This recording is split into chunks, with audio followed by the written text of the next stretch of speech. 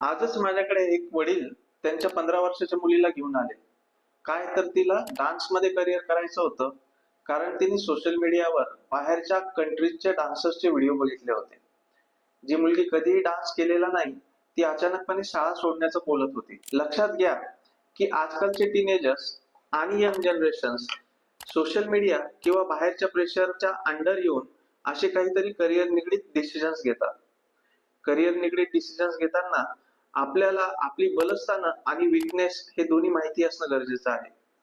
शक्यतो ज्या गोष्टींमध्ये आपल्याला आनंद मिळतो आणि जी आपली बलस्थाने आहेत, अशा याच्यात जर आपण करिअर करू शकलो तर त्याचा सक्सेस रेट खूप चांगला असतो.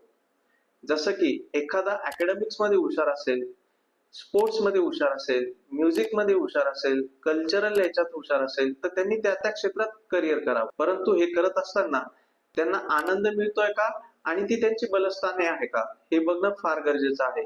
नवीन क्षेत्रात डिरेक्टली पाऊल टाकण्यापेक्षा या गोष्टींकडे लक्ष दिलं तर आपला सक्सेस रेट नक्कीच करिअर मध्ये चांगला राहील.